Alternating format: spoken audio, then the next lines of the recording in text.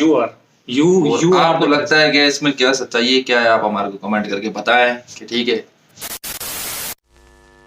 अस्सलाम वालेकुम, उम्मीद करते हैं आप सब ठीक ठाक होंगे। वेलकम है एक और वीडियो में आप सबका फटाक से। तो आज फिर एक और वीडियो लेके आए हैं हसन। क्या है वीडियो का टाइटल? हसन वीडियो क्या है? वीडियो का टाइटल ये पहले भी हमने इस पे रिएक्शन दिया था, तो ये दोबारा कोई प्रॉब्लम चल रही है इंडिया और नेपाल के ऊपर, जो है ना बॉर्डर के ऊपर कोई टेंशन चल रही है। ये कोई वीडियो किसी ने हमारे को भेजी थी, लिपू लेक मेरे ख्याल कोई जगह का नाम है। हाँ, उनका कोई बॉर्डर का मसला चल रहा है, तो उसी के ऊपर आज हम लोग वीडियो चेक करेंगे कि क्या मसला चल रहा है। तो वो तो वीडियो देखेंगे तो पता चल जाएगा। हाँ, तो स्टार्ट करें। स्टार्ट मुंडे ने खराब इनोसेंट है कोई नहीं करनी सी डिग्री। नेपाल सरकार ने कहा है कि भारत के साथ उसके सीमा विवादों का समाधान ऐतिहासिक तथ्यों और प्रमाणों के आधार पर होना चाहिए, जिनमें लेपू लेक, लिम्पियाधुरा और काला पानी के विवाद शामिल हैं। नेपाल ने काठमांडू में भारतीय दूतावास के प्रवक्ता का बयान आने के एक दिन बाद रविवार को इस बारे में जवाब दिया है। भारत ने इससे पहले शनिवार को फिर जोर दिया था कि अभी सीमा पर जारी निर्माण भारत के इलाके में आता है। भारतीय दूतावास के प्रवक्ता ने शनिवार को भारत नेपाल सीमा को लेकर हाल में आई रिपोर्टों के जवाब में कहा था कि सीमा को लेकर भारत का पक्ष सर्वविदित, अडिग और स्पष्ट है और इसे नेपाल सरकार को बता दिया गया है। संचार मंत्री ज्ञानेंद्र बहादुर कार्की ने रविवार को एक प्रेस ब्रीफिंग में कहा कि नेपाल सरकार नेपाल और भारत के बीच किसी भी तरह के विवाद का निपटारा ऐतिहासिक संधियों, दस्तावेजों, नक्शों और तथ्यों के आधार पर नेपाल और भारत के बीच के निकट और मित्रतापूर्ण संबंधों की भावना के अनुरूप करने को लेकर संकल्पबद्ध है। ज्ञानेंद्र बहादुर कर्की ने कहा कि महाकाली नदी के पूर्व का इलाका काला पानी, लिपू लेक और लिम्पियाधुरा नेपाल की ही भूमि है और इसे लेकर नेपाल सरकार की राय स्पष्ट है और दृढ़ है। नेपाल सरकार भारत से ये आग्रह करती है कि वो नेपाली क्षेत्र में किसी भी तरह के एक पक्षीय सड़क निर्माण को बंद करें।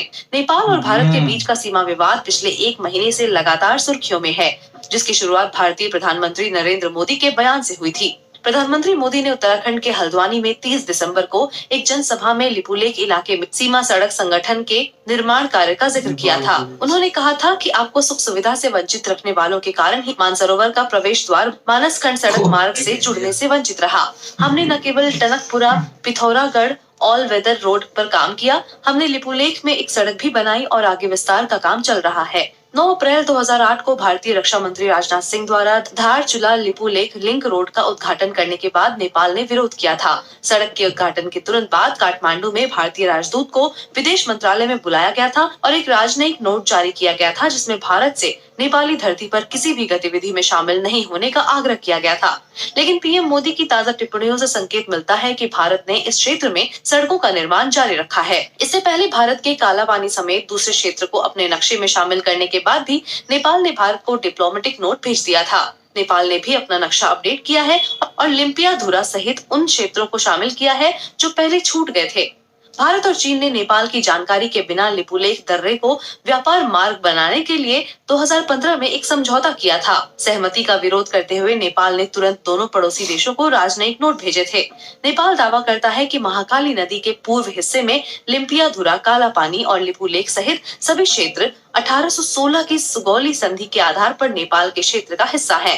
नेपाल भारत सीमा विवाद पर दिल्ली द्वारा ठोस चर्चा करने में देरी करने का जिक्र करते हुए नेपाली विशेषज्ञों ने कहा है कि नेपाली प्रधानमंत्री की भारत यात्रा के दौरान काला पानी विवाद को द्विपक्षीय चर्चा का विषय बनाया जाना चाहिए। कुछ नेपाली राजनयिक याद करते हैं कि 1960 के दशक की शुरुआत में भारत चीन युद्ध के बाद नेपाल ने उत्तरी सीमा पर भारतीय चौकियों को हटाने के संबंध में काला पानी से सैनिकों को हटाने का मुद्दा भी उठाया था। ये मुद्दा 1994 में तत्कालीन प्रधानमंत्री मनमोहन अधिकारी की भारत यात्रा और 1997 में उनके भारतीय समकक्ष आई.के. गुजराल की नेपाल यात्रा के दौरान उठाया था।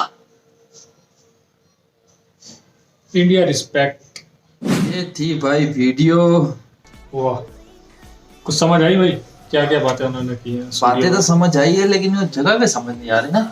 असल में है क्या यार, मेन प्रॉब्लम है क्या? हाँ, जगह में तो वही वो लोग बता रहे हैं कि ये जगह जो है इंडिया की है, वो बल्कि जगह जो है नेपाल की है, लेकिन जो है ना वो इंडिया वाले बीच में घुस रहे हैं या मतलब कुछ कर रहे हैं वो लोग।